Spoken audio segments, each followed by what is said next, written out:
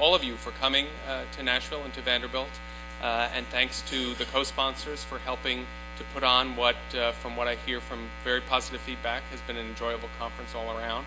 And I just wanted to take a moment to recognize a number of people without whom this conference could not have happened. You can have lots of great ideas about substance and about law and policy and technology, but at the end of the day, as some of the comments today have made clear, you sort of have to come down to the details and figure out exactly how you're going to get a project done. And I know that on my side of things, I couldn't possibly do that without the just superlative staff we have here at the law school. And so I want to acknowledge Robert Dorch, who is and Kelly McQuiston. Oh, there you are. Who's responsible for the catering, including those cakes, which I now wish she hadn't ordered. They were delicious. Yeah. And of course, a whole group of students from the law school. I don't know all of your names, so I'm just going to sort of recognize you as a group who volunteered with the microphones and the registration and the CLE materials, and again made everything absolutely seamless. So thank you very much.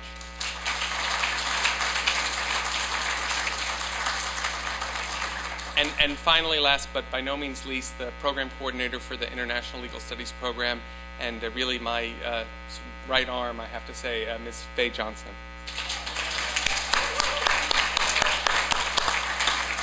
So on behalf of WIPO and the societies and SESAC and everyone here, thank you very much for all of your help.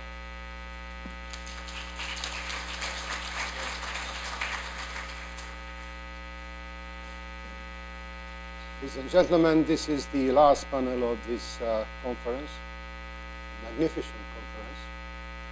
Congratulations to WIPO, to Vanderbilt Law School, to SESAC and US Copyright Societies, and to the organizers. I know how big amount of work it means to make such a conference a success.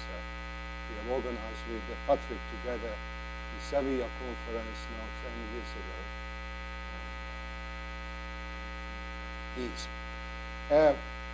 The first 2 days, not the 2 days actually, which are behind us now, I think that have proved that it is true what my old professor, a copyright specialist, said when I saw him for the last time. He said, Mihai, the world has become crazy. He said that yeah, when I chose copyright as my area of specialization, it was such a calm, stable branch of law. Every 20th year there was a revisional conference of the Berne Convention. It was adapted a little bit to the new developments. That was all. It's like dermatology. When the doctor sees people with skin problems and gives them some cream or pill and asks them to come back, let's say, within a couple of months to see the result.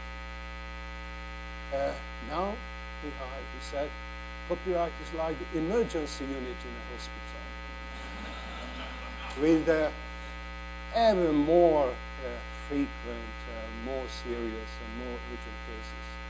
I think that the first 2 days actually, which are behind us, have proved that there is something in this. Our panel is relatively small, but very strong. Actually, we have reduced the number of speakers. We thought that on Friday afternoon, perhaps the number of participants will be a little bit smaller than before, and we wanted to maintain the speaker-participants ratio. Actually, seriously, what happened is that Chris Kensfield, unfortunately, cannot participate in this panel discussion. He is from the Universal Music Group Executive Vice President, and it's a pity. Due to this, we cannot have some fresh and direct information about the experience of Universal, which has got not only one business model, but alternative business models for music distribution. But we have spoken about that, about DRM-based distribution, alternative business models during the 2 days. So I think that we can proceed to the other topics mentioned in the program for this panel discussion. Actually, there are 3 or 4 topics which will be covered by the 3 speakers. The first speaker will be Joan McGivern, General Counsel of ASCAP. She has replaced Chris Amanita, Senior Vice President of ASCAP, who had to remain in New York due to a court hearing he has to attend. Joan will speak about the issue of new standards for digital distribution of digital contents. First of all, DDEX, and this will be a kind of continuation of the discussion we have begun already on this issue. Then we will proceed to a more general topic, and Chaitovitz, Attorney Advisor of the USPTO from the Office of International Relations, will speak about the topic of economic impact of collective rights management, increasing value of copyright-related rights. It's a very optimistic statement. And have the 1996 WIPO treaties, WCT, WPPT change practices for royalties collected overseas. And after that, Daryl Friedman will cover 2 topics. In a way, first we will narrow the topic to speak about an issue which relates to the WPPT, but it's a special topic, the current bill to extend the right of broadcasting for phonograph producers and performers in the United States to terrestrial broadcasting. And then he broadens the topic to speak about the American copyright education campaign. We have touched upon the importance of educating the public, so this relates to this issue. The first speaker is Joan McGivern. She will have a PowerPoint presentation, so we'll move to the first row, I think.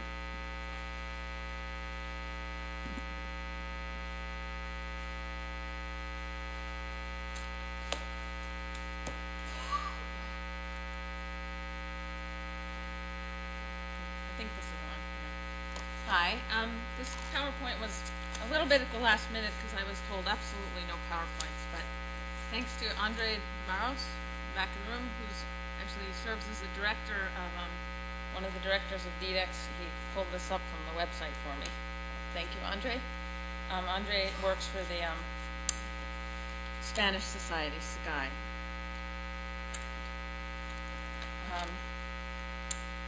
So in the interest of full disclosure, this is the website for DDEX, and I'm just going to go to the members list so you have a sense of how many people in this room are either are members or connected to members of DDEX. And at lunchtime I figured out that's about 11 or 12 people, which is almost or over 20% of our membership.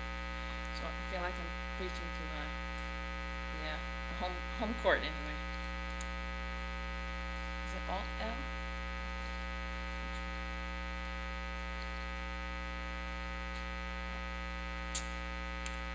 DDEX. At this point, I think I'm going to qualify this by saying Gary Churgan had this right. This is the boring part. This is the part that no one really wants to talk about. This is why we don't have Uber data. It's because we have no agreement, although many societies are valiantly trying through SESAC and other organizations to agree on international standards, international reference numbers, and so on. We're not there yet, and so DDEX, in the face of the fact that there are numbers of international identifiers out there, is trying to come up with a way to fit these numbers into a communication protocol. It's a framework for communication standards in the digital distribution, for the digital distribution of digital content, beginning with music assets. The goal is to improve the efficiency of information sharing and transaction processing. As I said, it's to create a way to exchange metadata and to really appreciate the problem. Imagine you have hundreds of transactions coming into societies, each being reported in a different format. It's extremely burdensome to try to process this information in an efficient way. In the digital environment, we're talking volumes and volumes of data, and it's not just performing rights societies that are facing this. It's mobile service providers, it's digital service providers who want to monetize the content, who want to appropriately bill their subscribers, and as well as record labels who are trying to interface with these digital service providers to sell their data, and music publishers who are trying to represent their copyright owners. It's also not just in the music space. There are parallel developments going on throughout the digital community. Richard Owen had mentioned yesterday that really the future is about rights management information, and it's not, he had mentioned a new development, the Mobile Entertainment Forum, which is facing very similar issues. And in fact, I had came across their mission statement, which almost reads verbatim what DDEX's mission statement is, which is to observing that the industry is plagued with a wide variance of proprietary formats. That's what we have. And one of the issues that they're trying to resolve, which is almost again verbatim what we're trying to resolve, which is an inability to respond to consumer demand, reducing the investment and the cost of processing information, trying to improve the quality of information, and reduce inefficiency and wasted resources, so on and so forth. So there are parallel movements as well in the book industry. There's a group that's working on digital object identifiers. So I feel like we're working in parallel to improve the way things happen on the internet and monetize it. That was one other thing I wanted to mention. The exchange of metadata has been a development that early in the 60s and 70s, banks and the credit card industries were dealing with, and then followed by the telecommunications industry. And it took, while it did take a long time, it actually happened that there are now agreements on how credit card numbers work. MasterCard starts with 5, Visa starts with 4. Agreements on banks having numbers, those numbers being connected to bank accounts. In the telecommunications area, agreements on cross-border telecommunications, phone calls, so on and so forth. And Andre and I were speaking at lunch, and we observed that, for instance, in the societies, you're seeing, especially in their IT departments, but as well as part of their leadership, people from these industries. Harry Fox, Gary Trogan comes from the banking industry. SOCAN, Andre LaBelle is from the telecommunications industry. ASCAP, our CEO, John LaFomento, is from the credit card industry. The former head of PRS is from the banking industry. They get what it's about to have standards and the importance of exchanging information in a meaningful and efficient way. Technically, DDEX is a not-for-profit organization. We've applied for, we haven't received yet, 506c6 status, which is essentially trade association status. It was formed legally in May of 2006, and it's a successor to the MI3P project, which I always stumble on this, but it's Music Industry Integrated Identifiers project, which was led by SESAC. I don't know if Eric Baptiste is here or FX, no. But it was really led by BEAM, SESAC, IFPI, and the RAA. And then at a certain point it started to flounder, and as a consequence, and really led by the industry itself, by mobile service providers and digital service providers who said, we need this data, we need to be able to exchange this data, let's form an organization. And as a consequence, what is different about DDEX as opposed to MI3P is you really have the stakeholders in the industry, you have the businesses who need to exchange this data involved at the plate. The board is presently comprised of these three stakeholder groups: the record labels, the digital service providers, and rights societies, both authors and publishers. And we're all committed to implementation. We're not prepared to announce exactly what implementation projects we're undertaking right now, but we hope to have some announcements by December. We also have liaison organizations. Presently we have SESAC, BEAM, FP, the RIA, and AIM, who send their own internal experts to attend the working group meetings. The criteria for membership at this point, because the focus is now strictly on people working in the digital music value chain, so you have to be a business that has some focus or interest in music-related assets. This can include, and does include, certain what we call application service providers who are working in the music space. There are 3 levels of membership: charter, contributing, and participating. An important point here, which again Richard Owen had brought up about standards bodies in general, is, and in this respect the standards body is no different. We have an IP policy.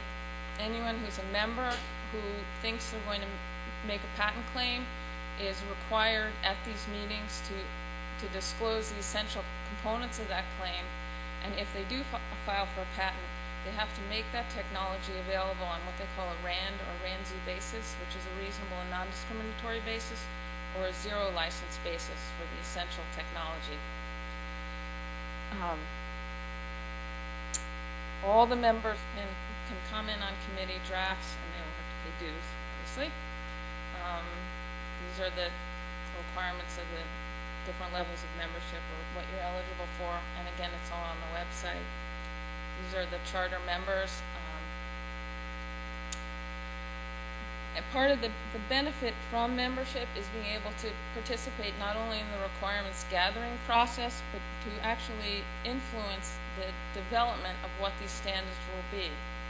There's been a lot of time spent on very simple, what seemingly simple things. Andre attends some of these meetings, so he can nod his head for me. Something as simple as coming up with a data dictionary, an agreement on terms. It's almost like we're writing a new language. The data dictionary now must be, I don't know, 3 or 4 pages if you printed the whole thing out, and it's quite amazing. I mentioned we have liaison organizations. Presently there are 2 licenses available. There's an evaluation license, which is free, and that is, again, very typical practice in a voluntary standards body. We also have an implementation license. You don't need to be a member to take the license. And as with most trade bodies, or most voluntary standards bodies, it's set at a reasonably low level so that even small players would have access to it. And in taking that license, you have access to the secretariat and help if you're having difficulty in implementing. This was created at the very beginning of DDEX to try to capture the sort of bigger picture that DDEX is operating in, and the core part of what DDEX is about, which is having and using identifiers that can be messaged in an XML format in a way that people, the players on all sides of the value chain, can take into their systems and process in a meaningful way. He's nodding his head. These identifiers, in case some of you aren't familiar with them, many of the identifiers come out of the work that SESAC initially started in 1994 with the CIS, the Common Information System, and have since grown to become ISO recognized codes, including the International Standard Work Code, the International Standard Recording Code. The ISAN, we're not there yet, but one of the next projects that that DDEX would like to move into is the audiovisual space, so that there'll be a space within this XML message for ISANs, and even farther down the field for DOIs, if that's possible. I just want to pause for a second to mention, in case, does everyone here know what an International Standard Work Code is? Many of these codes are themselves, or identifiers, are connected to other metadata within internal systems. So from a society perspective, an ISWC code is meaningful to ASCAP or BMI because it links to other information, including something that has its own acronym, an IPI, an Interested Party Identifier, which will tell you who the author is and who the publisher is, or in most cases, the multiple authors and publishers. Does anyone have any questions on this? So far to date, we're very happy to announce that DDEX has been able to release 2 notification, or what we call message suites, the electronic release notification and the digital sales report, which are twin sides of a transaction. The electronic release will tell you, should have within it the identifiers to tell you what's involved with the release of a sound recording. It has a space for the grid. I don't know that IFP has crossed the finish line on the final version of the grid, which is a global release identifier. And it also, the other message suite is a digital sales report. And supporting those are the data dictionary, which I already have mentioned, which is an ongoing exercise, but it's pretty robust at this point. And then a very important component that DDEX, it's the one number that DDEX is adding to the party, which is the digital party identifier. And that, if you will, you could think of that as the head of a choo-choo train. It will tell you who is driving the message, either as the business party or the business party sending it. It'll also help you direct it to the business party that you want to send the information to. The other identifiers, which I had mentioned previously, are administered by other standards bodies.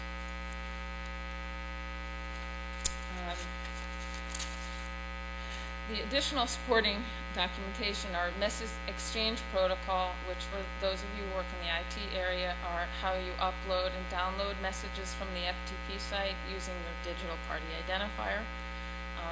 There's a use case handbook. I don't believe it's public at this point, but it's being worked on and will hopefully be released either shortly or simultaneously with some of the implementation cases. The ongoing work, which I had mentioned before, is there's another CSAC related project called the MULI, another acronym, the Musical Work Licensing Identifier Number. That has not been finally agreed upon, but the effort in that area would be to attach to a musical work some indication of the territorial limitations or territorial permissions for use attached to the work. They're also working on something called a Data Mismatch Message Suite, when there's a mismatch in the integrity of the data such that it can't be processed. And if you want further reading, most of this is actually on the DDEX website. I think that about covers it in terms of, I think it's boring, technical. But the only thing I didn't do was read the legal definition from Mahali's book on rights management information, but I think I'll spare you that. There are treaties. Yes. Thank you very much, Joan. We may go back to...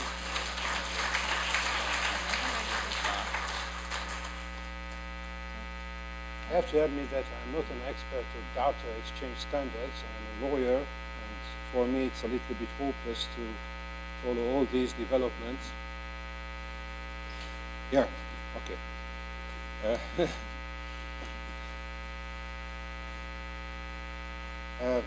Of course, I knew that it's not a fly killer spray, because the name very much similar to such a spray under. I knew the purpose, but now I have learned a lot about that. But I cannot ask very reasonable questions about this system. Perhaps I ask one question that it seems to be a framework which still should be filled in, and what may be the obstacles that it may not function so quickly as it would deserve to. Well, part of the functionality is that it's dependent on the parties, the business partners themselves, being willing to fill the different buckets with the agreed upon international identifiers. That's for the parties to do. This is, in some ways, if you go back in time, for some of you who work in the audiovisual area, SESAC worked for a very long time in getting an agreed format for something what should be as simple as cue sheets, which is to reflect when music is used in an audiovisual product and how long it's used and the people working in that. So this is a much more complex delivery mechanism because it's using XML technology, or not totally conversant in it, but you need to know how to program the message. But I think with time, parties are motivated, and particularly, in some ways, ironically, the mobile service providers are pressing the hardest on both the societies as well as the record labels to give them appropriate information, because they need to process huge volumes of information efficiently in order to make money in this space. May I open the floor for questions or comments at the table? Please announce your name. Recording.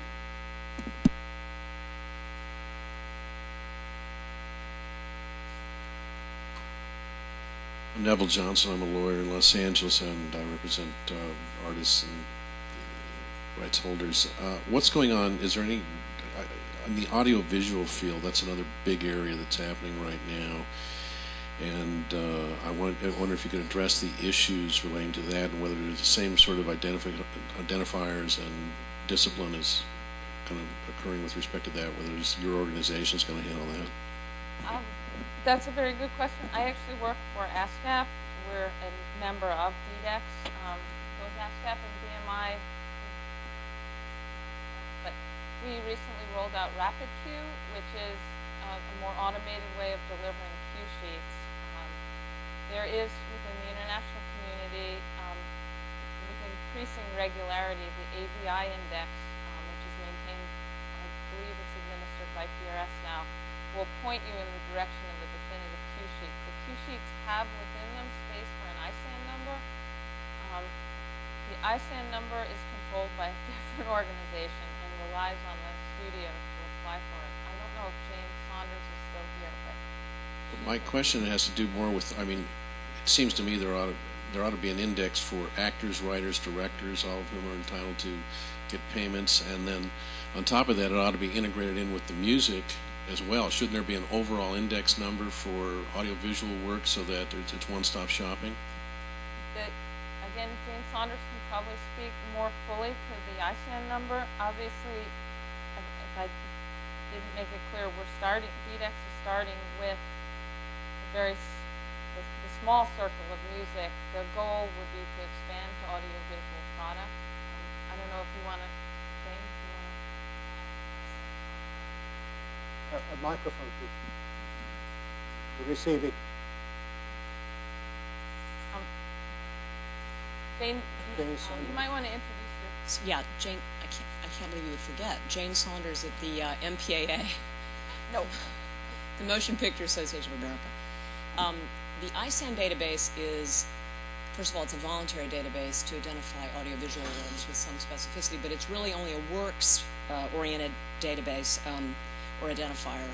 The kind of detail that you're talking about, I understand, and I've only been hearing about this recently, and I think we're going to get a little more involved. There has been an initiative launched by the managing director of ISANIA, which is the organization that controls the ISAN, and I think SESAC is a partner in a development of an identifier called INSA. It's a names identifier, and it's going to get, as I understand it, to the level of detail that you're talking about. It would specifically identify each individual that would be a contributor, creative contributor in I think music as well as audiovisual, but that database is not released yet. And it would be linked like the ISWC is to the IPI number. And it would be linked to ISAN as well, I think. So, all great ideas, but not yet here. Requires on voluntary implementation.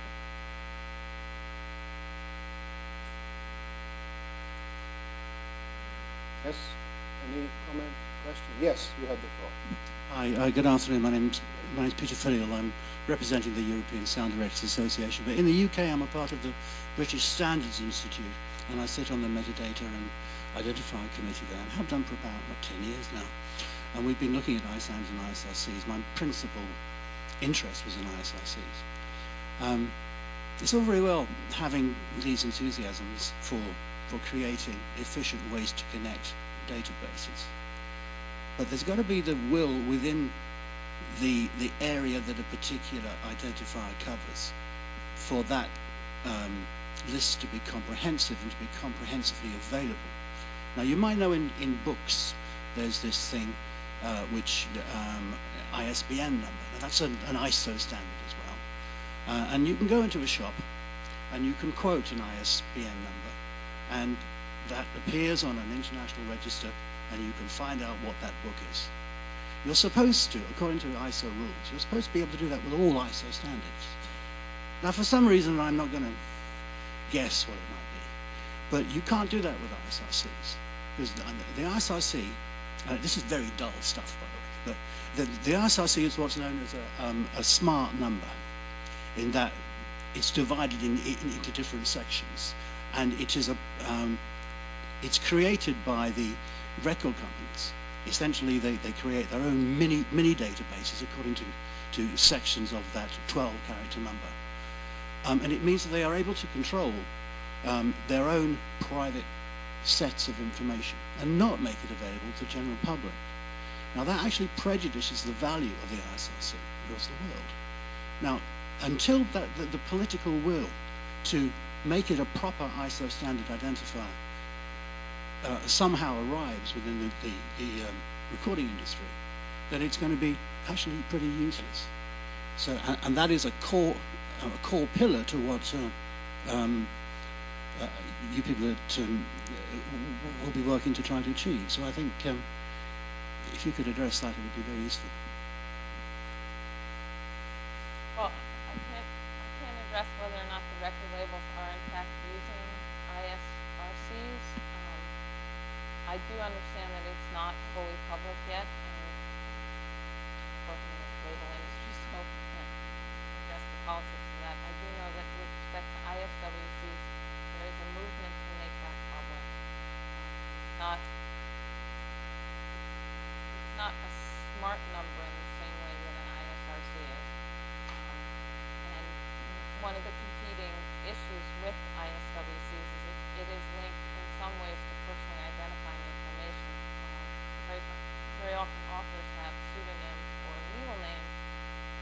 Also, legal names they don't care to share with the public. So that's challenges within authors' space. Although at least there's discussion, at least pointing you to the primary, pointing the public to the primary society of affiliation, so that at least there'd be some way to locate the author of the work, if that's what you're interested in. But you're right, it does require voluntary implementation. That's why it's called voluntary standards. Adding a digital party identifier as either the generator or recipient of a structured transaction report will, however, go a long way towards automating, regularizing the information we receive, as well as the information. Step, a small step, but. Okay. Roberto Mayo. Thank you. Sometimes we remain surprised with the reactions we ISRC. I remember once I was in Iceland in a meeting of IFBI, And the president of the board said, "Who are using ISRC?" And I put my hand up, and I was the sole guy using ISRC. Because in Brazil, we are obliged to use. And ISRC is the basis for everything. When we have a very good database of ISRC identifying the producer, the performer, and the musicians, it should be easier to identify the work, to identify the authors, to identify the composers, to identify the publisher. That's the reason because we have a reasonable efficiency in the identification of Brazil, because we adopted legally ISRC. It's our contribution. Before the comment, any other question or comment on this issue? Seems to be the case, so we move to the next speaker, who will be Chaitovitz. As I said, she will speak about a more general issue, which will be, in a way, also a kind of assessment of the impact of the two 1996 WIPO treaties on collective management. Although Anne works now at the USPTO, the Office of International Relations, so she's frequently also in Geneva to attend the standing committee meetings. The next one will be from 19 to 23 in November, you know? No, you know. So, but she has got very broad experience regarding collective management. She used to work at ASCAP, at AFTRA, representing singers and TV and radio performers, and served on the board of directors of Sound Exchange and the Alliance of Artists and Recording Companies. And you have got the floor. Okay. Well, first I'd like to thank WIPO and Vanderbilt and the PROs for organizing this great conference. And I work at the Patent and Trademark Office to ensure strong copyright protection at home and abroad. And I want to first start with, because everyone comes up to me and is like, "You're at the PTO now, why are you here?" So I think I should give some background about the copyright work that the PTO does before I move into my topics. We serve as the administration's policy advisor on domestic and international issues involving copyright. The PTO has two primary roles. First, recommending and implementing U.S. policy for IP protection, including copyrights. Second, promoting strong IP rights and enforcement abroad. This includes representing the U.S. in negotiations with other countries and IP rights enforcement. Our IP experts provide technical knowledge to the United States Trade Representative, the State Department, and other key agencies, as well as to Congress. We have a close working relationship with the House and Senate Judiciary Committees, and we consult with members on virtually all IP-related legislations. We are involved in filing and drafting government briefs on copyright issues. USPTO also works in multilateral, regional, and bilateral fora, including WIPO, to improve IP rights protection and enforcement. When we do this, we work very closely with the U.S. Copyright Office on these international and domestic copyright issues. Now, to reach out to the international community, the USPTO has established the Global Intellectual Property Academy to expand IP training for foreign judges, enforcement officials, and administrators. The USPTO also posted a first IP attaché in Beijing in 2004 to assist U.S. IP right holders to advocate for IP policy and to conduct IP training. This position has proved very effective, and we've expanded it now. So we have attachés in our embassies in Brazil, India, Egypt, Thailand, and Russia. And finally, we are working with young people through private organizations around the country and our own national curriculum, as well as an ad campaign to promote respect for international property, especially copyrighted works in America. So now I'll move on to the two topics I'm supposed to discuss. First is the role of collective management organization in the digital environment. I think you've heard a lot about this already in the last 2 days, so I think almost everything I say is going to be repetitive. Because I'm in Nashville, of course, my comments are focused on the music industry. So as earlier panels have discussed, music is likely to move to a service model, whether that be a subscription service model or a broadband payment or something. It will probably be some model where people are paying for access to music rather than for music product. And this means that music services will have to provide access to millions of tracks. And that can only be efficiently accomplished through blanket licensing. And of course, blanket licensing is best accomplished through collective management organizations. So therefore, I believe that the role of these organizations will play in the future. They'll just increase as we move on.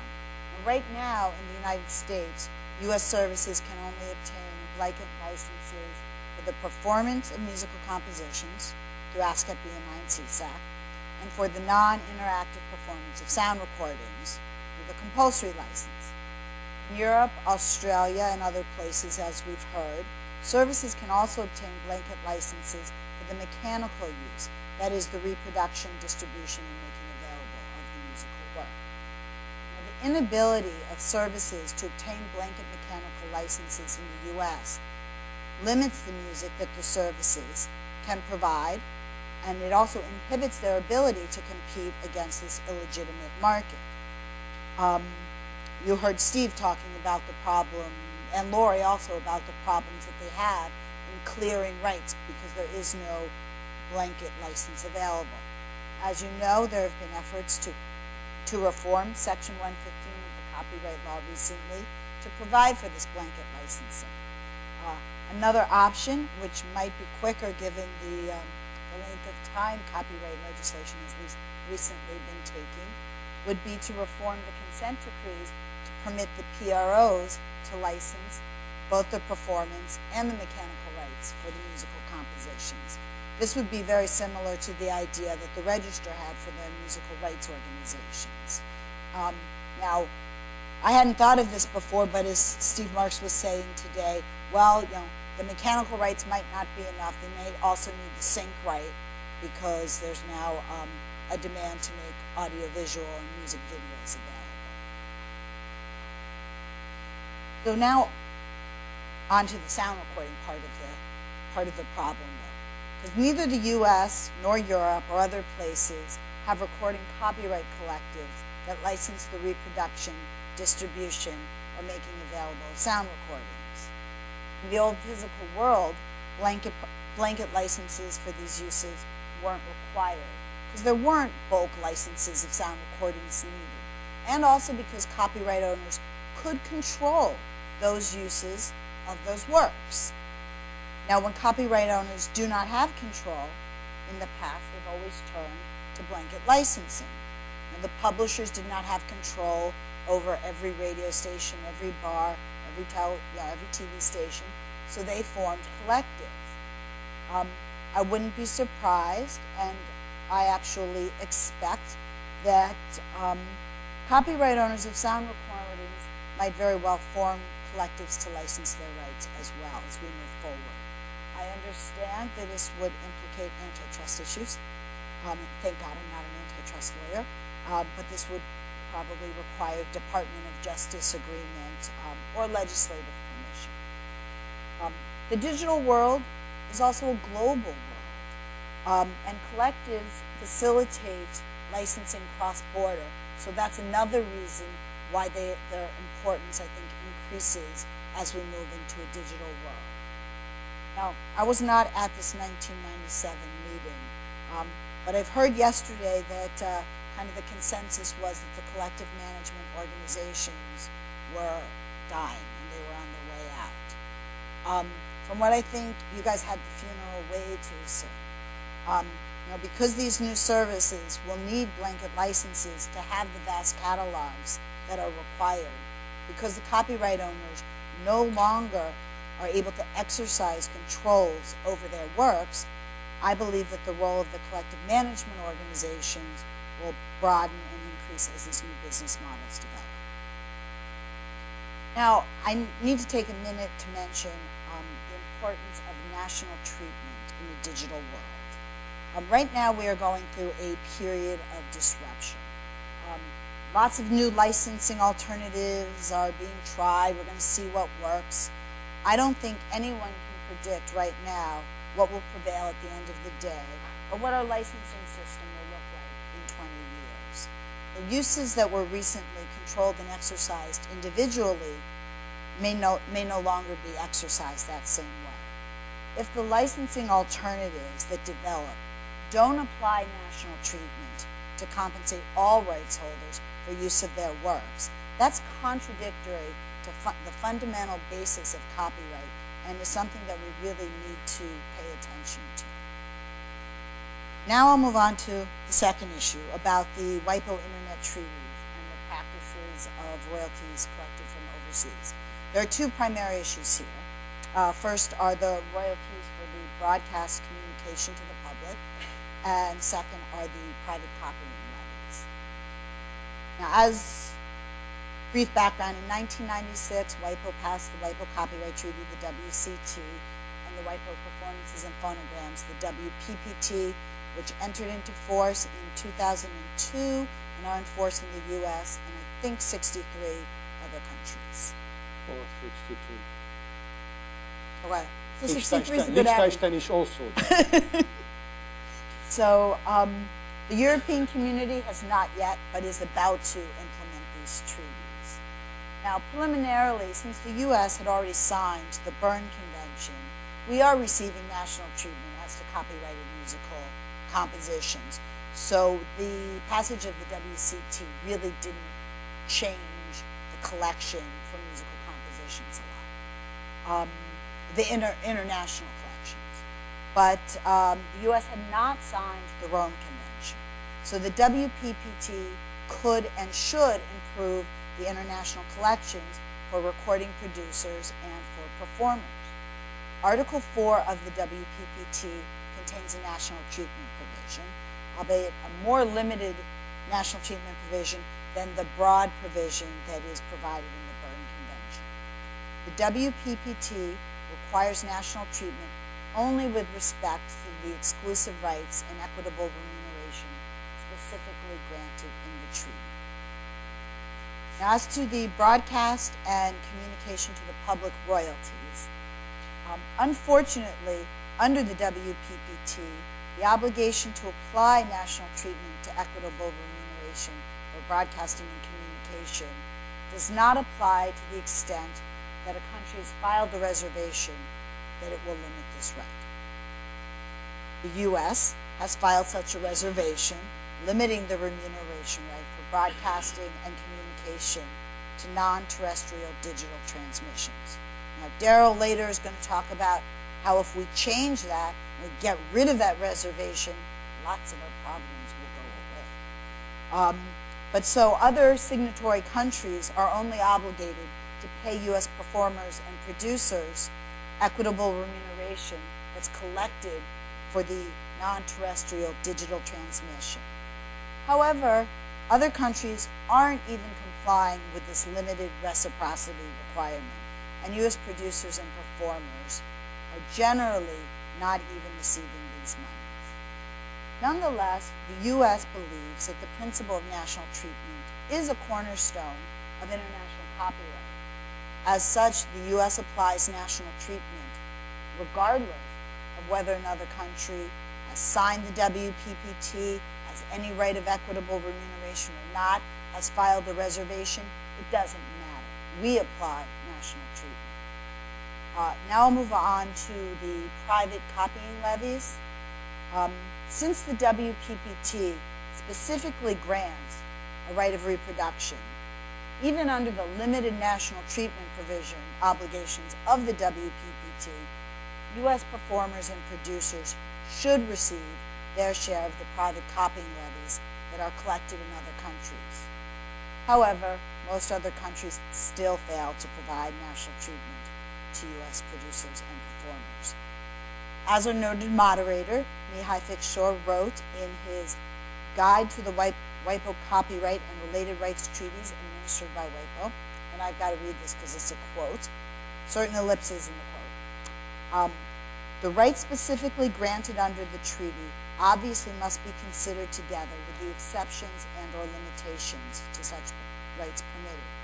Therefore, if an exclusive right is limited to a right to remuneration, for example, in the case of private copying, that exclusive right is still a right provided for in the treaty in spite of the fact that it is limited in the given case. It could hardly be said that, by such limitation, it becomes also possible to exclude the right not just from national treatment, but in fact also from the minimum protection to be granted to the nationals of other contracting parties. And he concludes, therefore, not granting such rights to remuneration when those rights are transformed from an exclusive right specifically provided for in the treaty does not seem to be allowed on the basis of Article 4 of the treaty. Now, in July, the Council for the European Union adopted a document that's entitled Principles Regarding the Ratification by the European Community and its Member States of the 1996 WIPO Treaties. Now, in spite of the fact that private copying regimes, they limit a right that was specifically granted by the WPPT.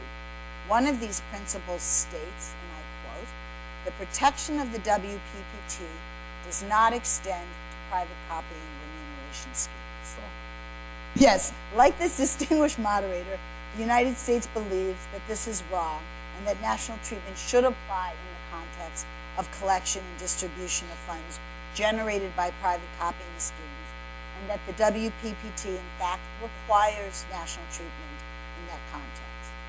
We see no justification for limiting the reproduction right to permit private copying of all works, including the works of foreign nationals, and collecting levies which are paid to compensate the right holders for that copying, but then to deny and to withhold those payments from foreign right holders whose works remain subject to the private copying regime.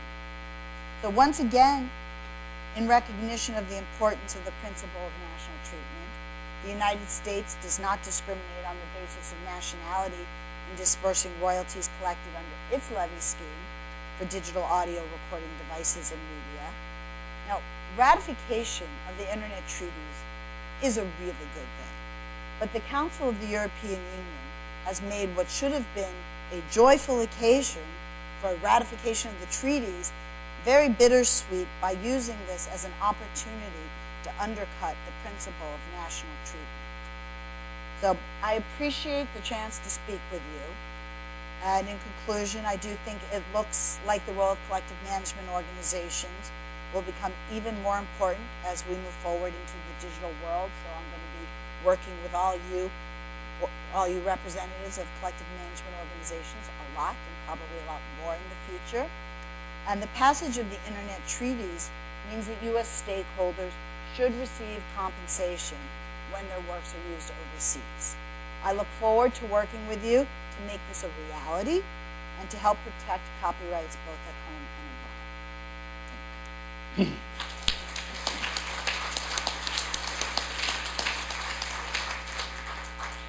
abroad. Thank you, and it's not a surprise that I do agree with you.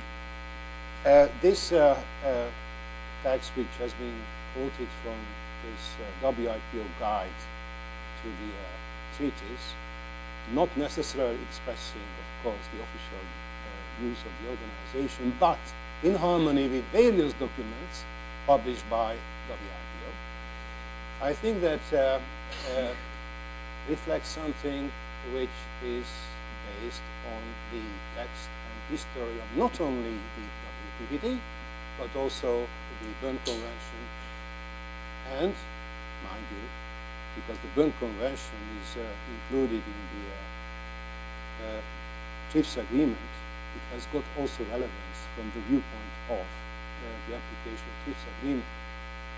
WIPO made quite detailed analysis of the issue, also taking into account the negotiating history of the Berne Convention, in particular the statement, kind of ugly statement made at the 1967 diplomatic conference revising the Berne Convention in Stockholm, where it was clarified what Article 9.2 of the Berne Convention concerning exceptions and limitations means. 3 cases were mentioned. First, free use on that basis, if that corresponds to a 3-step test. That is, it covers special case, doesn't conflict with the normal exploitation of the works concerned, and doesn't unreasonably prejudice the legitimate interest of authors. So, in certain cases, exceptions are possible. The second example mentioned in this every statement was that it is allowed to do something freely, in a way that without authorization, but against payment. And the third possibility was, of course, that because it would be in conflict with normal exploitation and also unreasonably prejudice land interest of authors, it would be forbidden to introduce such exceptions and limitations. When there is a payment only for reproduction, there is no authorization, it is a limitation of the exclusive right. It's very clear.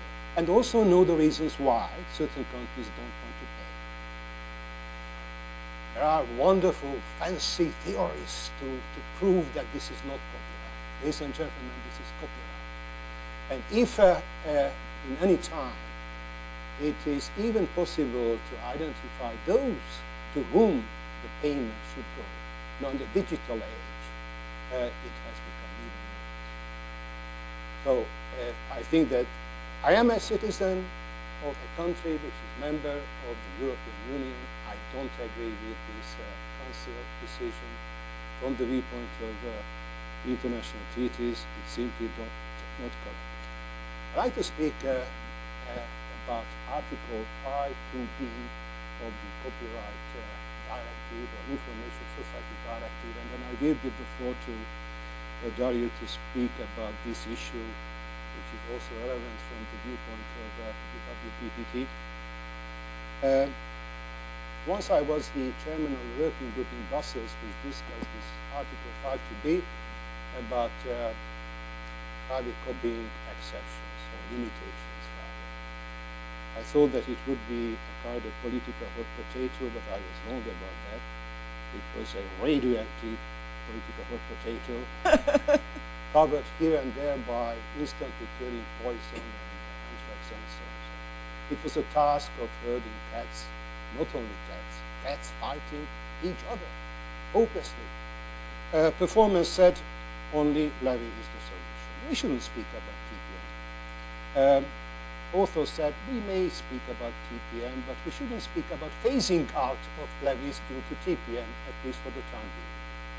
And then producers, in particular audiovisual film producers, said that we are in favor of TPM, but as long as there were the software and hardware producers, do not cooperate with us in respect of the application of TPM, in spite of the fact that there is a no mandate situation, but if you don't cooperate, then we have to accept the second best solution, levies, as long as it is the only possibility. And then, of course, IP industries and software producers, mainly those which also deal with hardware, and consumers said, very simply, we don't like TPM and we don't like levy.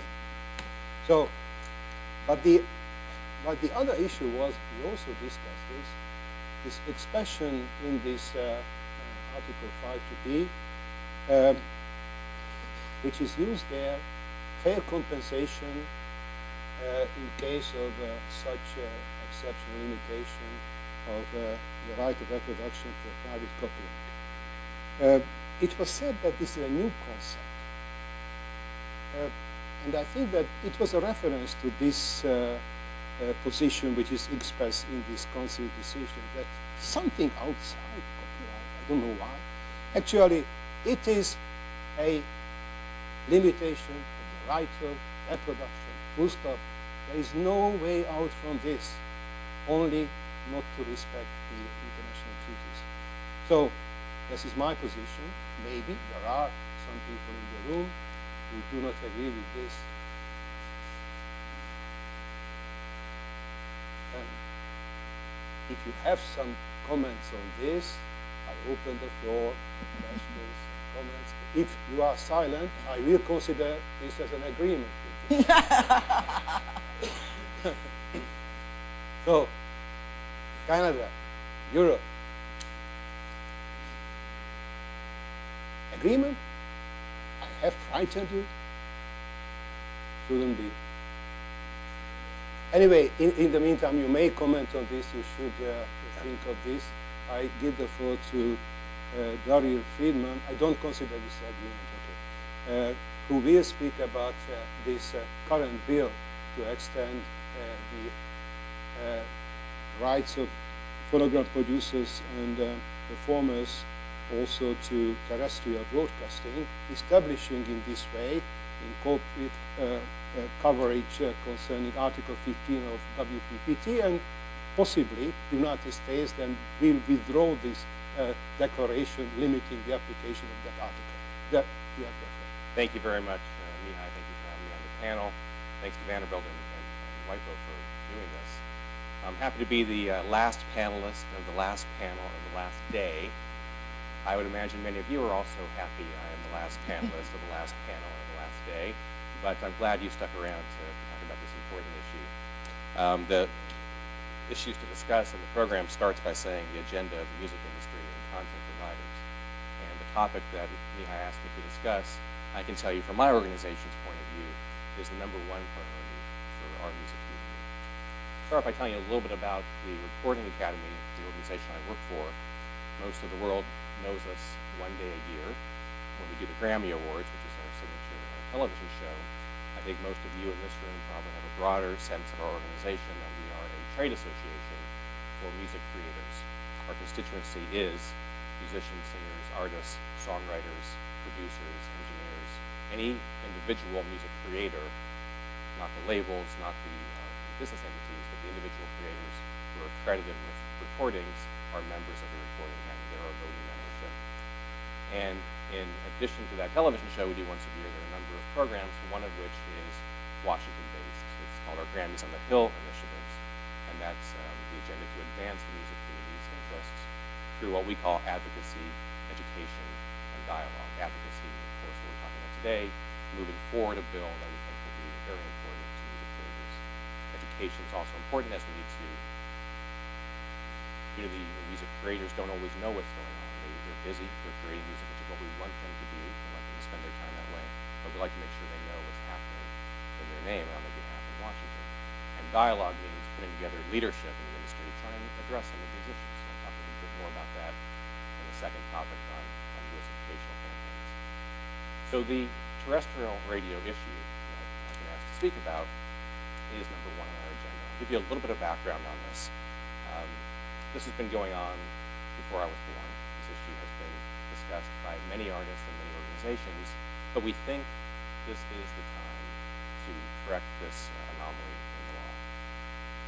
The issue is, quite simply, and I'm going to not go into depth on the legal aspect, because most of you are lawyers, and I think it's been touched on a bit during other panels, but essentially, this is a unique situation in the law. In our copyright law, every performable type of copyrighted work has a performance right. Any other, whether it's pantomime or audiovisual, or underlying composition, or literary works, any performable copyrighted work has a performance right, with one exception: sound recordings. So that's the first question that we have to ask ourselves. The second one is, in this country, every other platform that performs music has this performance right, pays a royalty for the songwriter and the artist. Internet radio pays royalties. Satellite radio pays royalties. Cable, if you listen to your music on your music choice system at home, a royalty is being paid for the sound recording and the composition as well. There is one exception, and that's terrestrial radio. The oldest and richest of the platforms, $20 billion industry, has stated that they cannot afford to pay those royalties when the new internet and radio, satellite radio industries that have yet to turn a profit are able to sustain this. that's the second question that's got to come to mind about this. And the third, of course, is very well known to everyone in this room, is an international anomaly. Every other developed country in the world pays these rights. There are 30 OECD nations. 29 of them pay royalties for sound recordings and performances. One nation of the OECD does not, the United States. We are in the company of China, North Korea, Rwanda, Sudan, many other countries that we are with us on this. And when we go around to the world and the Copyright Office goes around saying that everyone should protect copyright, we are failing on this one issue in a very big way. So you have these three situations. It's the only copyrighted work without a performance right. It's the only terrestrial radio without a platform without a performance right. And the U.S. is the only developed country. So you've got to scratch your heads and say, well, how can this be? Well, the merits of the case really aren't the issue. As I just laid out, there's certainly a great reason to do this, but there are political considerations, and that's what I want to go into a little bit more. We first raised this issue with members of Congress in a formalized way during the Grammy Week in Los Angeles. There happened to be a number of members of Congress in Los Angeles for other issues, and we held a briefing. And we were surprised at how many congressional staffers and members of Congress, and a couple of senators even, had no idea about this issue, and they assumed that everyone was being compensated by radio when performances are broadcast. So it was a good introduction to the issue. But over the next few months, organizations got together and created a coalition called the Music First Coalition to try and move this forward in a very organized and formalized way. Now, as Joan mentioned, a lot of acronyms earlier. An organization in Washington cannot exist until it has an acronym. I think first you credit you organize and get the 501c3 status, and the second thing you have to prove you have an acronym to be an coalition in Washington. So Music First stands for Fairness in Radio starting today. So Music First consists of organizations representing the sound recording, artists who perform those recordings, and sound recording copyright owners who own it, usually record labels. And this coalition launched in June. Very quickly, in July, we had our first hearing in the U.S. House.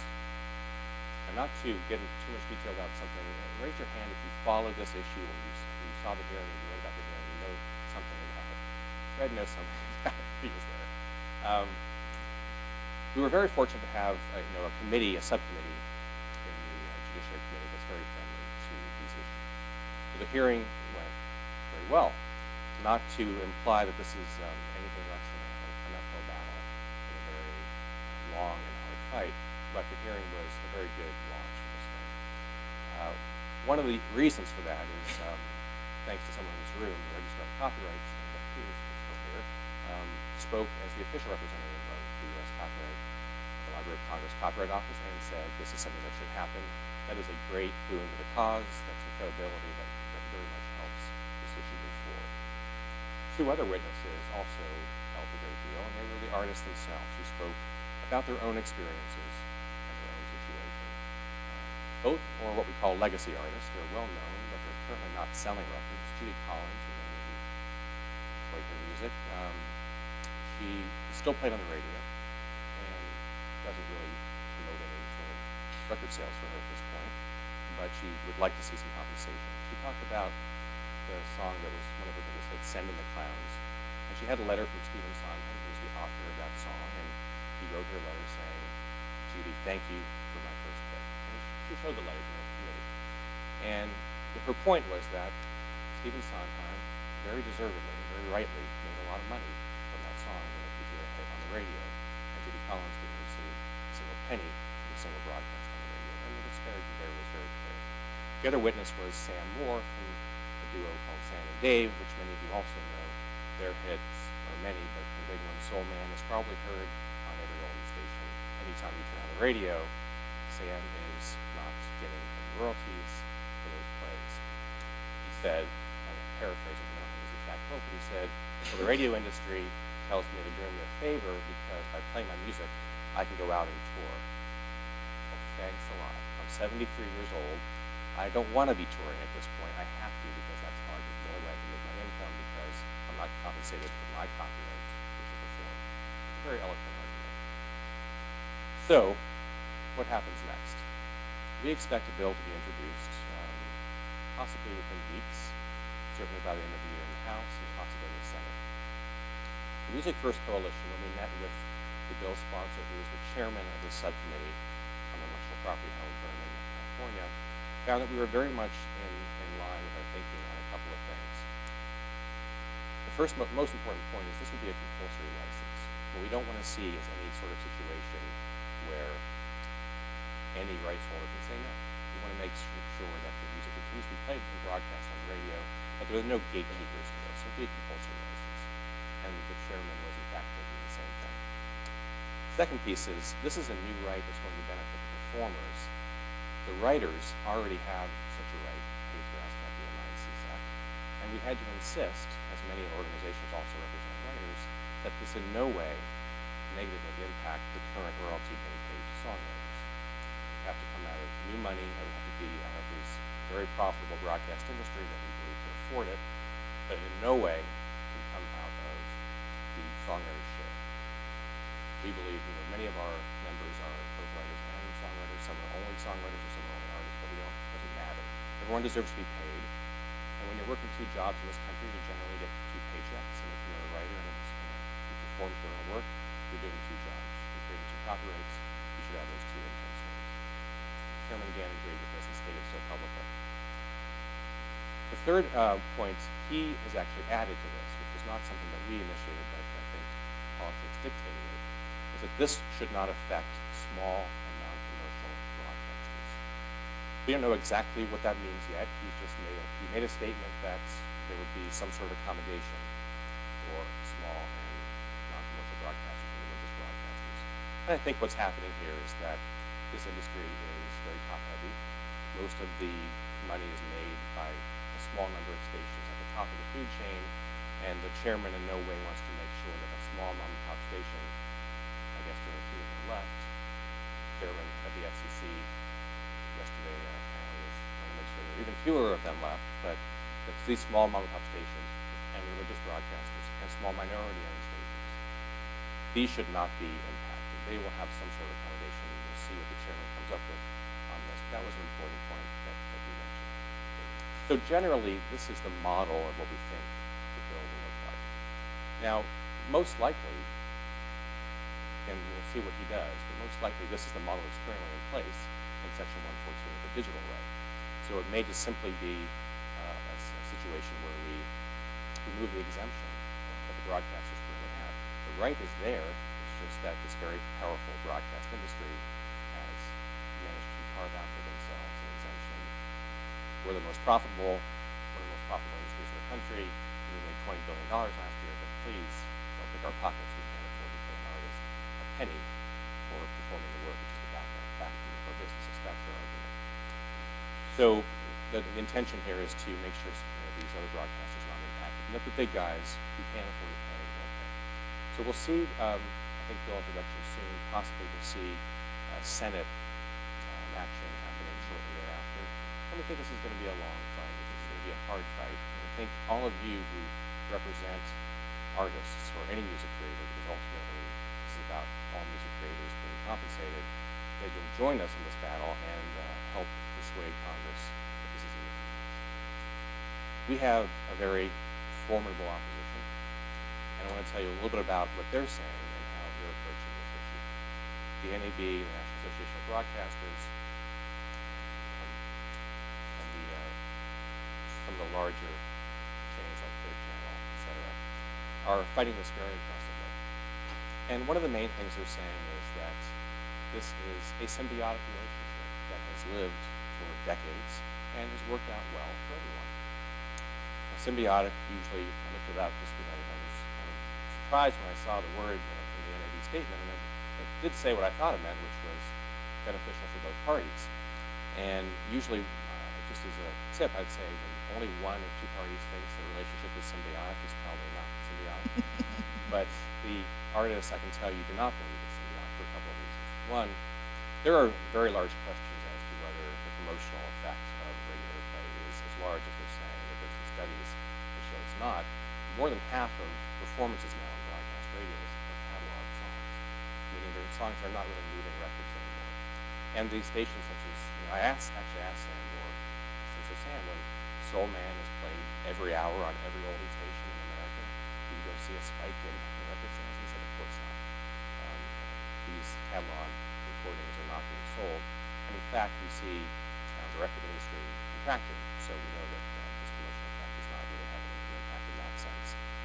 But really, we can argue the promotional aspect in a number of ways. There have been studies, there are examples. You can certainly use the film example. If a movie studio makes a movie out of a book, if the studio came to J.K. Rowling and said, this Harry Potter book is going to make a great movie, but when we make this movie, we're not going to pay you anything because you're going to sell a lot more books. It's promotional. So we're not going to pay you any movie rights. And that would be laughable in any other industry. Business as usual in the radio industry. But all of those promotional arguments aside, I don't care. I've said this over and over again. I don't think it matters whether it is promotional or not. Promotion does not replace the requirement for compensation. If the radio station is using copyrighted work, they should be paying for the use of that work. It may be promotional. It may be promotional when Judy Collins goes and plays a gig here in Nashville. If the promoter of that concert is not going to say to her, you're going to sell records, so we're not going to pay you a concert fee. This is just a laughable concept in every other industry except this one. So we really have to kind of push back on this promotional argument and this so-called symbiotic relationship. The other thing that the DNAB is saying is that this is basically going to be a 30% hit on the revenue. In fact, the DNAB sent out mock invoices to their 7,000 radio station members saying, you now owe the RIAA, the record labels, 30% of your revenue, please pay. And they had the RIAA's address on it. It looked like an invoice, and people got scared, and they said, what? And they turned it over and they said, contact your congressman. Very clever, somewhat effective, but completely out of line with any reality. When you look at other territories, and you see that for 3%, 4% in some cases, certainly not the 30% that they're asking for. The other thing they're talking about, they've launched a sort of front organization called the Free Radio Alliance. They've incorporated a lot of the smaller broadcasters to be the face for them. And I think if Mr. Berman does what he's stated publicly he's going to do with this accommodation, I think that issue might go away somewhat. So they are poised for a big fight, and so are we. We don't have the resources they do, but we have the merits of the argument on our side. We don't have a radio station in every congressional district like they do that can lobby, but we have you on our side. We have music advocates everywhere in the country who can make this case for us. We think this is probably not something that's necessarily going to be solved in this Congress. We think probably it's a multi-year battle, but we think given that those three anomalies, it's the only country, it's the only platform, and it's the only properly work without this right, that we're in a good position now to make the case. And so far, we've had a receptive audience with members of Congress. So please follow this issue.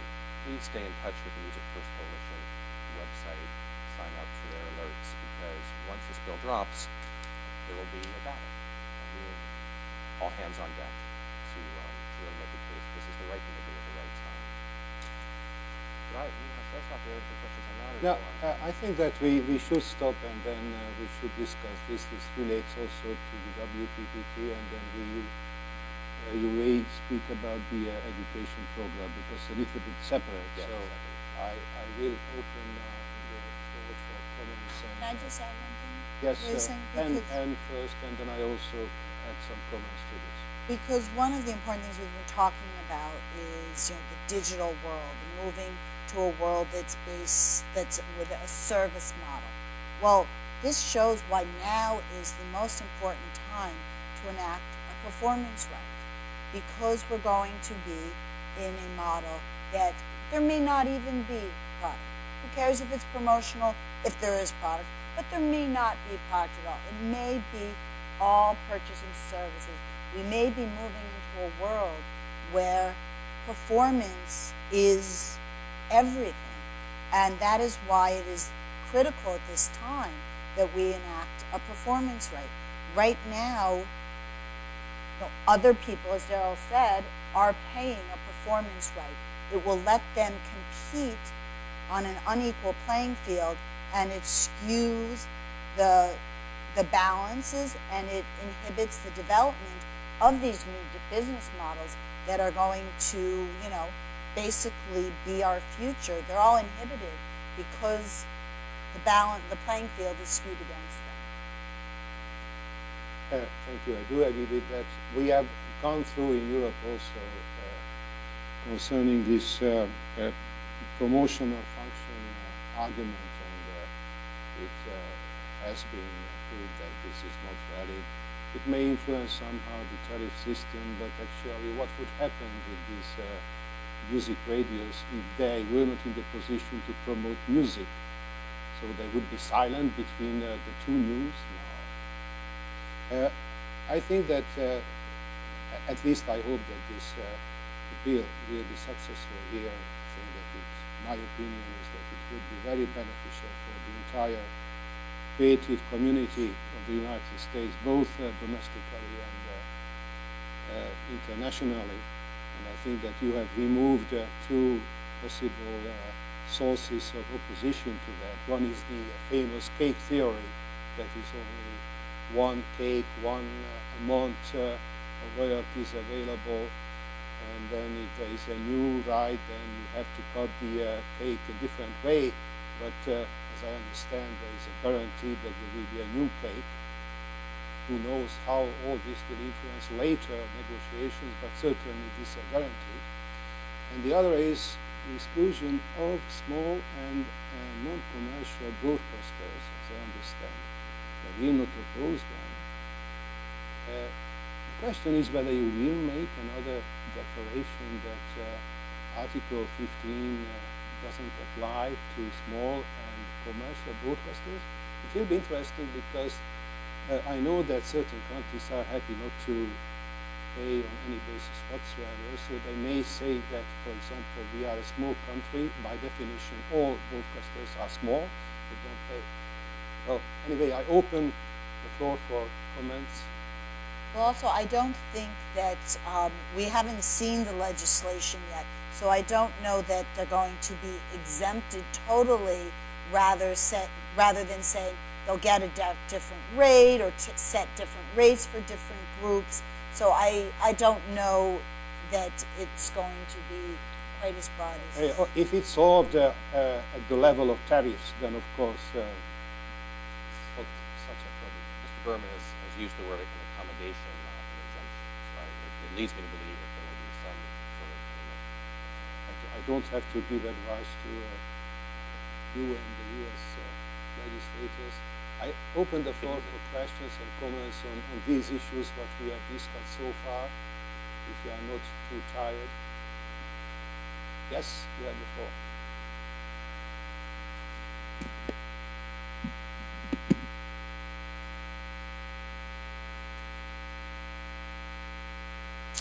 Just a couple questions about the radio performance right, because Jim Griffin, One House. So I'm curious, how will the money be processed under the legislation? Would it, for example, go through sound exchanges? I think it should, or be subject to roughly the same splits and so forth. That's one question I would have, because I do think, as previous comments and previous panels have gone, where the money goes and how it gets there is one of those important things. And I think even the radio broadcasters have already begun to hammer at this issue of, you know, is the money going to get to the people that need it? And then secondly, I'm wondering if there isn't a settlement to be had, if there isn't some kind of trade to be made. You know, I think radio broadcasters want very much the right to distribute podcasts, you know, to offer their material in a less timely, you know, more archive-type fashion to compete with the new technologies that they have to compete with. So I'll stop at that and just ask for those clarifications on whether you think those are possible areas for progress and how the money would be handled. Great questions, and yes, the broadcasters have been making noise. This is all going to go to record labels, and of course it's in their interest to, of course, present themselves not as Clear Channel but small broadcaster, and present our side as major record labels, because that's the game, political game. However, the scenario will be most likely very similar to the way the digital performance right is done today. In In fact, if the bill is strictly a removal of the exemption, and all it does is bring the terrestrial broadcasters into the fold of the current structure that's in place. But the Music Coalition is committed to the same kind of distribution, which I'll go into for a second, but I want to tell a story because we had some artists in Washington recently talking about this issue, and a number of major artists were there, and one of them was a blues artist named Ted Moe. And he said, this is so great because he, the numbers, let's say, his contract says he has a 14% royalty. And he said, that I'd be getting performance royalty and that from my label of 14%, that's just a great new income stream for us. So Kevin, it's even better than that. What we're really talking about here is, first of all, it's 50% from the feature artist. And secondly, it's not going to come from the record label, it's going to come from whoever the collective is. So that is sound exchange or whatever this becomes, that the money would be directly paid. And even if an artist is not recouped, even if they owe their label money, it would still go directly to that artist's their pocket. In fact, sound exchange takes it one step further, and I should just quote them on the board of sound exchange. That even if the artist says, I want to pay my label, here's a letter of direction, pay my label because we worked out a deal, sound exchange won't even do that. That's how pure the organization is. So the situation, as we expected, is a 50-50 split, sound recording, copyright owners, and 50-50. Did I answer the one other question? And Mary, back to you. I always defer for clarification. No. You basically said that maybe they'll just take away the exemption for over-the-air broadcasters. But the truth is, the way Mr. Berman is thinking right now is it's limited right now to digital transmissions. And he intends to include analog. That's correct. So it would be analog and digital transmissions for over-the-air broadcasts. Thank you for clarifying that. And this does not in any way include establishments. It's a very narrow right just for radio broadcasts. Well, the anomalies that I mentioned, really, especially the one about other platforms, that's kind of a glaring issue that's a very forceful argument that internet radio is competing with terrestrial satellite because terrestrial cable is, and so it's a much more compelling case to make this narrow right. Of course, Meredith Peters has been on record at the hearing saying there should be a broad performance right for sound recordings, but the reality is, both from argument standpoint, local standpoint, second question is on sound neglect. A deal. They'd like to come away with something, I'm sure, and then they would say, oh, well, we hadn't totally given in. And to some degree, I think all of us acknowledge that podcasts and, or just the term loosely podcasts, that we're moving into an era of innovation where broader licensing is both something that is fruitful for the audience and fruitful for the artist if they can glean income from it. And so licensing has always been our forte, and so as we see these new things come, I'm not saying it's bad, but I do think it's odd that we're now addressing monetizing a technology that arrived during the 1920s, and that perhaps while we're doing that, we might address some of those that have arisen in the past couple of years as well. And or at least think ahead, and maybe we could even deal with a few that we see coming down the road, because it does get tiresome having to go back to the well over and over and over again, instead of having a consistent policy that's consistently applied and feeds income. And I think most importantly, I think if we can get to the point where we're seen as an engine that accommodates innovation, that more people who are thinking of new ideas for how to use music in a world of technology will feel comfortable with coming forward, knowing that we have a licensing environment that's welcoming to that. And I think overall it's good for us, because I doubt there's a person in this room who really disagrees that our real competition is the clock and the wallet. That there's a limited amount of time in the day to enjoy media and a limited amount of money that people have, and that while we feel great resentment towards pirates, our real competition is for that amount of money that there is in the economy and the amount of time there is in the day. And the only way we can really address that is to accommodate innovation and to keep pace with the change that's happening in society, both technologically and with people. Currently no deals in discussion with the NAB, and no bill has been dropped at the very earliest stage of this, and I think Music First Coalition would be happy to sit down with David Rare and see what he's interested in. At the moment, all they're saying is, you don't deserve this, you have no right to this, and you should be lucky that we're playing your music. As to new technologies, of course, as to monetizing a 1920s technology, of course, this issue goes a long way back, and we've been fighting this for decades. It's just now that it's becoming something that we think is achievable. And of course, this will also include HD, which is a new DAB, which is a new technology, so we are thinking a little bit ahead. Any other expression of agreement, disagreement, happiness, unhappiness? Yes, wonderful. John Simpson, Sound Exchange, for the professor. If we are fortunate enough to get this bill passed, and we get a performance right over the air radio, the situation we've had with countries around the world that collect royalties based upon our repertoire and don't pay us, will it change based on WPPT, or will we need to sign Rome, and can we? Do you think the United States would need to sign Rome at that point, or will WPPT cover it? May I answer? Yeah. You know, actually, Article 15 of WPPT is more or less the same as Article 12 of the Rome Convention, a little bit more simple, concerning reservations. But the structure is the same. There is such a right to remuneration, a single remuneration both for performers and phonogram producers. It differs from Rome, because in Rome it's possible to provide only for one. Under Article 15 of WPPT, both groups of owners of rights should have such a right. And it's possible to have reservations.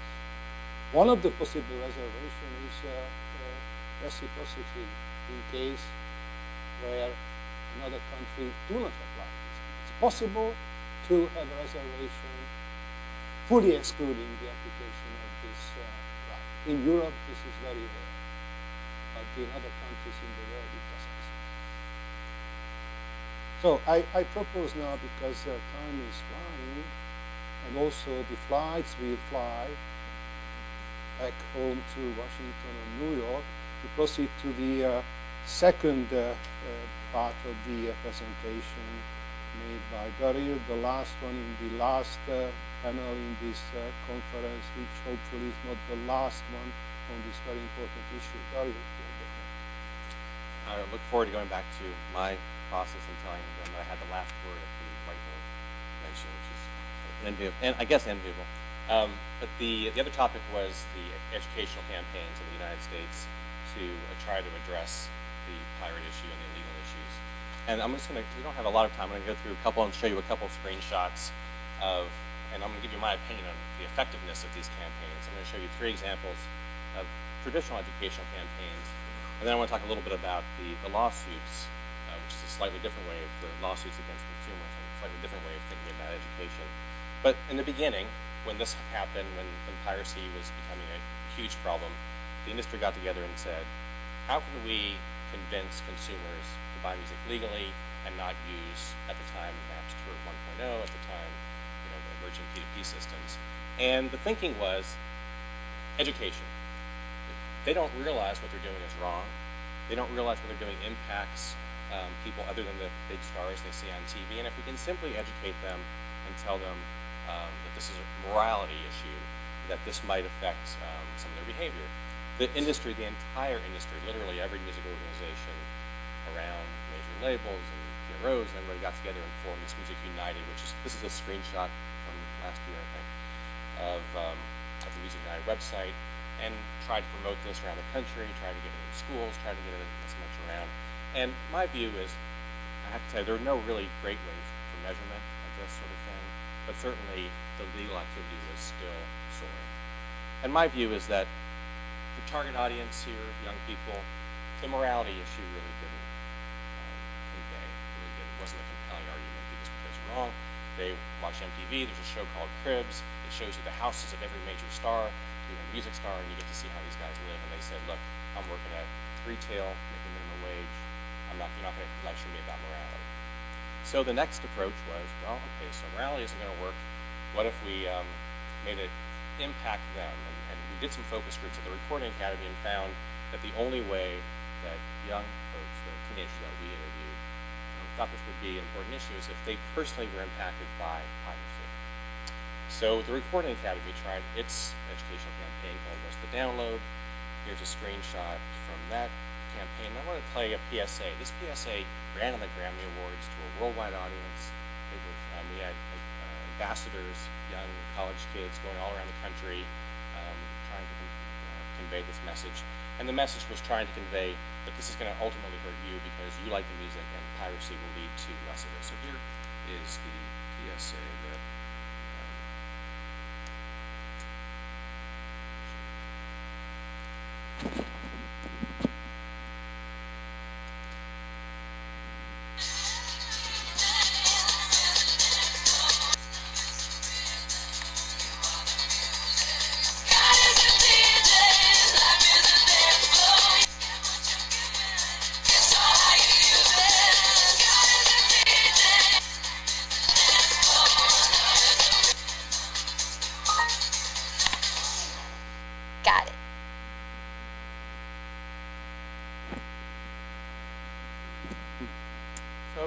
clever and hopefully made the point. Again, there's no real great way to measure this stuff, but DPid was soaring, the piracy continued. I don't personally believe this moved the needle that much, but it was another attempt to try and do this. Then the third attempt is really Joan's organization, ASCAP, which is saying, okay, forget that age group, let's go younger. And they created, actually, I don't have a screenshot of it, but it's a comic strip called Donnie the Down. It's a comic character called Donnie the Downloader. And Donnie the Downloader appeals to a much younger age. We're talking elementary school, right? So it's trying to get them a little bit earlier than college or high school, thinking that that can change. And we'll see the effect that has. They were working with an organization called iSafe, which is nationwide, an organization that teaches safe use of the internet for children, and that's a very great partnership for them. But again, it's always a question as to how persuasive these things are going to be. So the last thing I wanted to mention is the lawsuits. The record industry started suing people, and there was just the first jury case on this topic just came in 3 weeks ago. Now, why do I talk about this in educational campaigns? I'm not talking about the lawsuit as from a legal standpoint. I'm not endorsing it as a moral issue, but I can tell you from an educational standpoint, this was the first time when those lawsuits started happening, the public started to engage in a conversation about piracy. They started to get articles covered. They started to get parents saying, I just read somebody got fined $2,000. What are you doing? What's my kid doing on a computer? So no one was really 100% comfortable with this. We certainly weren't. I can tell you even people at labels in the RAA told me they were not comfortable with it. But it was the last resort after a number of campaigns that really didn't move the needle that much. And now it got people talking about the issue. Recently, this case also brought the issue to light. And if we don't know what would happen if the labels had lost that case against the woman who decided to, instead of settle for $2,000, take the case to a jury trial and say this wasn't me downloading. But I would imagine if that case was lost by the industry, that the public would have then shifted their perceptions to, okay, downloading P2P is now legal again, and that would have really been a very detrimental movement for the copyright industry. So, love it or hate it, and I'm sure there's both in this room. I can tell you my membership was very split on this issue. As an educational campaign, it was effective. It started to get the issues out there. The last thing I want to mention, 1 minute left, is this dialogue that I mentioned earlier. We convened a high-level summit in California of all the technology companies and all the music companies, labels, publishers, artists, and digital services. And we locked them in a room for a couple of days to see if they could figure out some of these issues. And they came up with a set of principles, but one of the principles that they came up with that I think is very relevant to this topic is the best defense against piracy is a vibrant, legal, digital marketplace.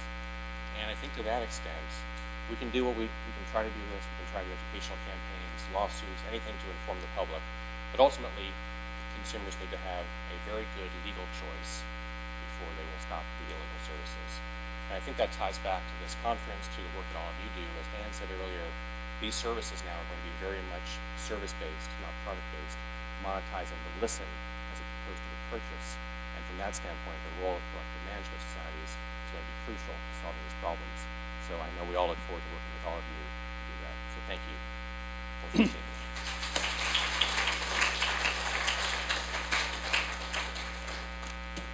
Thank you, Daryl. I think that this is very important, public education. There are a lot of kind of copyright folklore around the world. People repeat all the time that private copying is a right. I use this as a microphone, which is not the case, of course. And also, people may learn from the experience we had in Central and Eastern Europe. I don't know whether anybody among you have lived in a communist country, Soviet style. You have. So you know then how this famous free access society functioned. The slogan was, yeah, the slogan was everybody should work for the common good without any special incentive, and everybody should enjoy the results of the common good.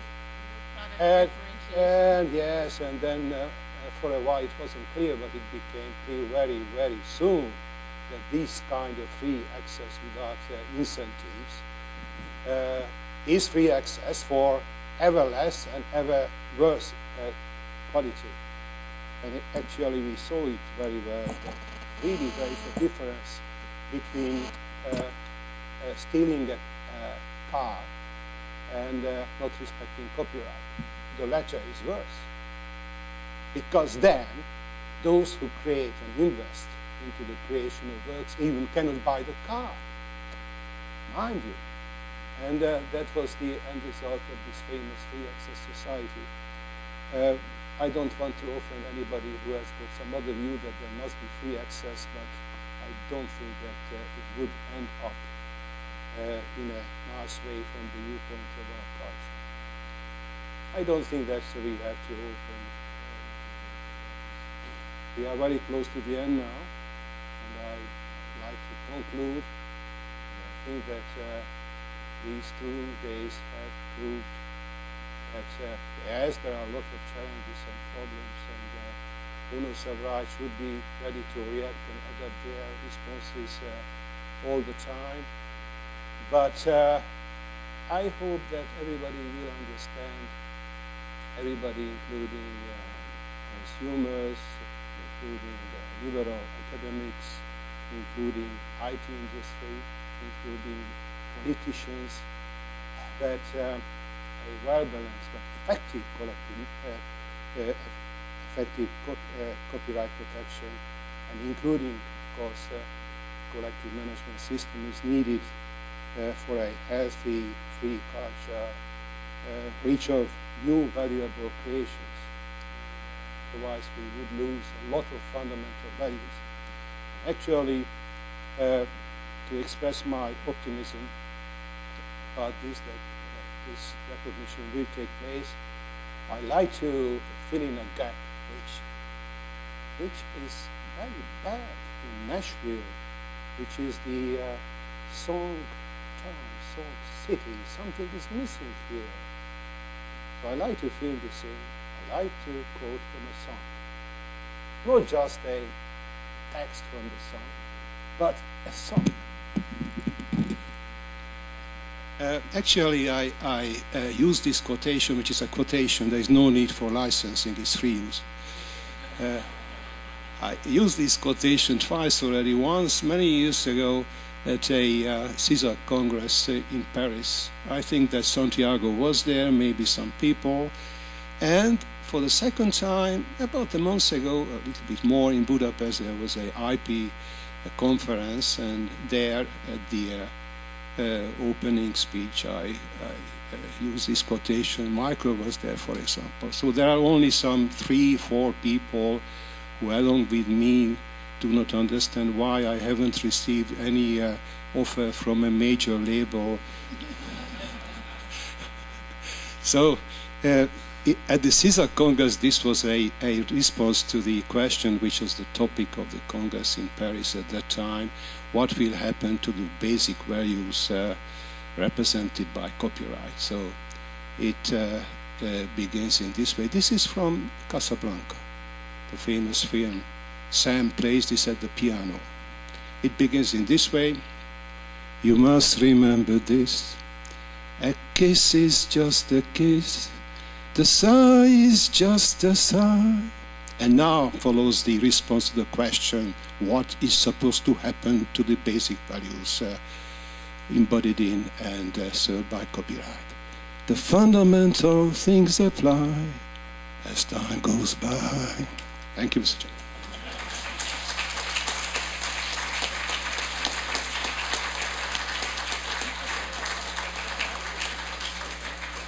So I am waiting for the offers now. I don't know how many labels are represented here.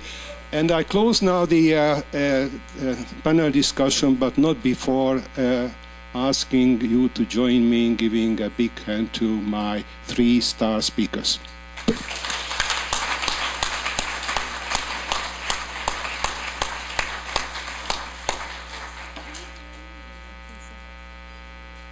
speak Romanian? I only. That was amazing.